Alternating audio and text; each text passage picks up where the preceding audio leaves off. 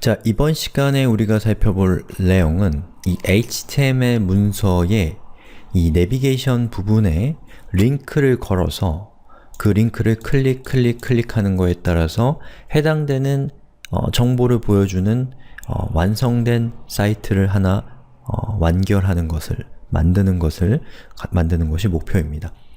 자, 제가 어떻게 하는지를 곧 지금부터 설명드리겠지만 일단은 잠깐 멈춰놓고 어떻게 하면 그걸 할 수 있는지를 한번 잘 생각해 보세요.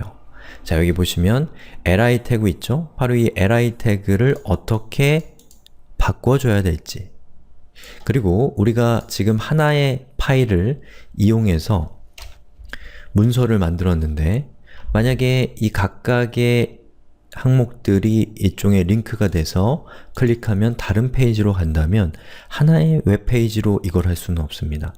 여러 개의 웹페이지가 생겨나게 된다라는 것이죠. 자, 그럼 어떻게 해야 될까? 한번 잘 생각해 보세요. 그리고 이제 제가 설명드리는 것을 보시고 하나의 완결된 웹사이트를 지금부터 만들어 봅시다. 자, 우선 제일 먼저 할 것은 이 웹사이트의 대문 페이지를 하나 만들 거예요. 자, 대문 페이지는 보통 index.html이라는 이름을 갖습니다. 그리고 index.html이라는 이름의 파일은 특수한 파일이에요. 약속되어 있는 파일입니다.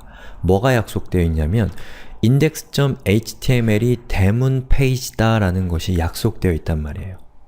자, 여기 있는 주소창을 잘 보시고 제가 index.html을 지우고 그리고 엔터를 쳐보겠습니다. 어때요? 화면이 똑같죠? 그리고 index.html을 입력하고 엔터를 쳐도 화면이 똑같습니다. 그 이유는 무엇이냐면 바로 index.html이 이 웹사이트에서 홈페이지의 정보를 담고 있는 파일이라는 이 암묵적인 약속이 되어 있기 때문에 여러분들이 웹사이트에 접근할 때 이렇게 주소만 입력하게 되면 보시는 것처럼 웹서버는 그 웹사이트의 index.html을 우선 찾습니다. 그리고 index.html 파일이 있다면 그것을 전송해 주기 때문에 이렇게 화면이 표시가 된 거예요. 아시겠죠?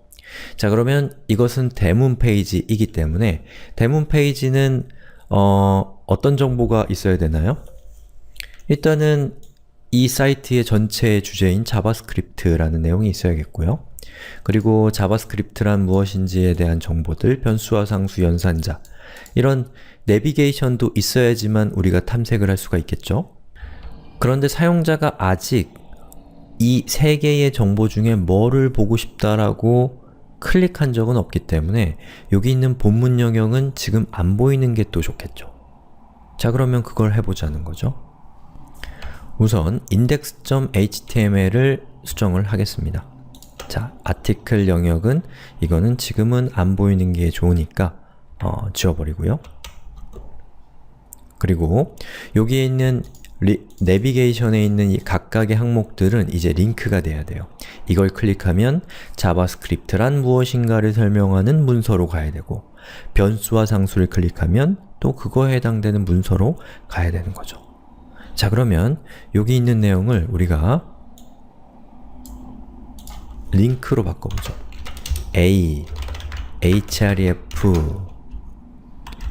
링크는 열었으면 닫는 게 좋은 습관이고, 자, 그러면 클릭했을 때 어디로 가게 하면 될까요? 자, http localhost. 자, 여기 http라고 적혀있는 거 앞에 아무것도 없는 거는 http가 생략된 거예요. 예, 그러니까 http를 여러분이 적어주셔야 됩니다. 그리고 아직은 만들지 않은 파일이지만 page 언더바 html.html이라고 이렇게 내용을 적어 보겠습니다. 자, 이렇게 했고요. 그 다음에 이걸 또 카피해서 자, 여기에 html을 변수와 상수, 이거 좀 어려운 단어인데 그냥 vc로 할게요. 그리고 태그를 닫고 그 다음에 연산자라는 것은 이것도 어려운데 op라고 하겠습니다. 자, 제가 이 자바스크립트가 예제인 이유는 제가 생활 코딩을 시작할 때 첫 번째로 만들었던 컨텐츠가 자바스크립트이기 때문입니다. 예, 뭐 그냥 참고삼아 알고 계시면 될 것 같아서. 자, 이렇게 했어요. 그리고 리로드를 한번 해보죠. 그러면 링크가 걸렸고 여기에 기본적으로 제가 설명을 드리기 위해서 추가했던 내용은 날라갔습니다. 자, 그리고 이 각각의 링크에 해당되는 HTML 파일은 현재 서버에 존재하나요? 존재하지 않죠. 그렇기 때문에 클릭하면 보시는 것처럼 not found라는 에러가 뜹니다. 자, 그럼 이제 저 파일들을 만들어 가야겠죠. 자, 그런데 이 각각의 페이지마다 여기 있는 내용은 공통적으로 들어가야 돼요. 왜냐면 페이지 하나만 보여줄 게 아니고 거기서 또 다른 데로 이동하고 또 다른 데로 이동하게 하기 위해서는 이 정보가 다 필요한 거죠. 자, 그렇다면 이것은 파일을 다큐멘트 루트에 저장을 하는데, 자, htdoc 디렉토리에 저장을 하는데 파일의 이름은 지금 뭐예요? 페이지 언더바 html이잖아요? 페이지 언더바 html.html 이라고 하고 저장. 자, 그리고 리로드를 해보면 보시는 것처럼 화면이 출력이 됩니다. 근데 우리가 필요한 정보인 자바스크립트가 무엇인지에 대한 내용은 나와 있지 않은 상태죠. 자, 그렇다면 article 이렇게 해서 본문을 표현해주고, 그리고 제목은 h1이니까 h2니까 자바스크립트란 h2로 하고, 자바스크립트는 웹페이지를 프로그래밍적으로 제어하는 언어입니다 라고 이렇게 적어주고 리로드. 그러면 이렇게 잘 표시가 되죠. 자, 그 다음에 변수와 상수를 이제 클릭해보면 역시나 우리는 페이지 언더바 vc.html 파일을 만들지 않았기 때문에 에러가 뜨는 거죠. 자, 그러면 이제 이 내용을 그대로 카피해서 다른 이름으로 저장을 합니다. 자, vc라고 저장을 하고 여기에다가 내용을 바꾸면 되겠죠. 어떻게 바꾸면 되겠어요?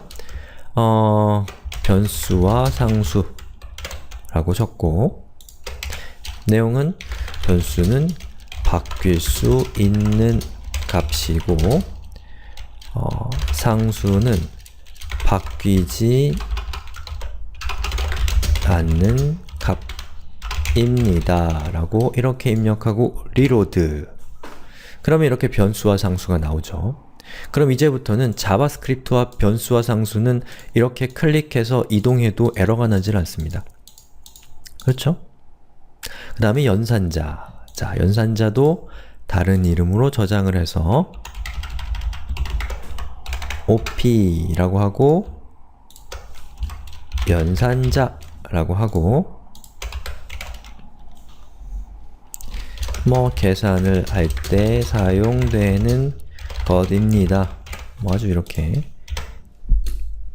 하면 이렇게 클릭하는 거에 따라서 사이트를 탐색할 수 있게 되죠. 그리고 일반적으로 우리가 웹사이트를 만들 때 다시 홈페이지로 돌아갈 때는 보통 가장 큰 제목을 클릭하면 그 제목은 이 모든 페이지를 대표하는 곳으로 이동을 하게 되는 경우가 많은데, 그때는 h1에다가 태그를 달아주면 됩니다.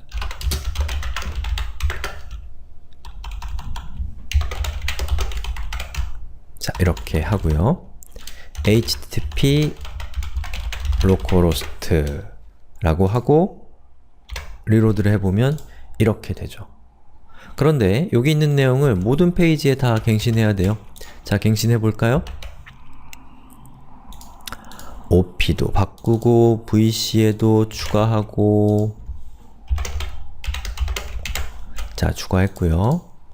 그리고 또 어디에요? html에도 추가를 하고 해야 됩니다. 자, 이렇게 추가했고요. 그 다음에 또 이거 인덱스 파일도 이렇게 수정을 해야겠죠. 됐습니다. 자, 그러면 이제 클릭하면 어디든 이동할 수 있고 언제든지 첫 번째 페이지로도 이동할 수 있게 되죠. 자, 이렇게 해서 우리가 잘 동작하는 하나의 웹사이트를 구축하는 과정을 한번 끝낸 겁니다. 자, 여기까지 잘 따라오셨으면 너무 고생하셨어요. 예. 충분히 중요한 일을 해내신 겁니다. 자, 그런데 여기서 우리가 멈춰 있기에는 현재 우리가 알고 있는 웹은 이것보다는 훨씬 복잡하고 또 훨씬 강력하잖아요? 그래서 여기서 멈출 수는 없는 것이죠. 자, 여기에 우리가 지금 3개의 링크를 만들어서 각각의 링크를 클릭할 때마다 그거에 해당되는 정보가 이렇게 출력되도록 만들었는데요. 만약에 링크 하나가 더 추가된다면 어떻게 될까요? 각각의 페이지마다 그 링크를 추가해야 될 겁니다. 그리고 또 링크가 추가됐다면, 그리고 어느 날 갑자기 링크 100개를 추가하라고 누군가가 여러분들에게 요청을 한다면 점점 그 일은 하기가 어려운 일이 되고 점점 불가능한 일이 되기 시작할 겁니다. 바로 처음에는 이것만으로도 사람들은 행복했어요. 왜냐하면 링크라는 게 얼마나 환상적이었겠어요, 없던 시절에. 그런데 점점 많은 일들을 웹이 담당하면서 사람들은 점점 절망감에 빠지게 됩니다. 그리고 그 절망감 속에서 좌절하는 사람도 있지만 또 한편으로는 그것을 어떻게 하면 해결할 수 있을 것인가에 대한 문제의식을 품고 그것을 해결하려고 노력하는 또 다른 흐름이 존재하겠죠. 자, 그렇게 문제를 해결하는 과정에서 웹은 이 초창기의 모습보다 훨씬 더 복잡한 형태를 띠게 됩니다. 덕분에 훨씬 더 강력해지겠지만요. 그래서 다음 시간에는 우리가 어떤 기술을 배운다기보다는 이 공부를 하는 과정에서 우리가 어떤 감수성을 가지고 공부에 임해야 되는가 라는 것을 생각해 볼 수 있는 내용을 좀 준비를 해봤습니다.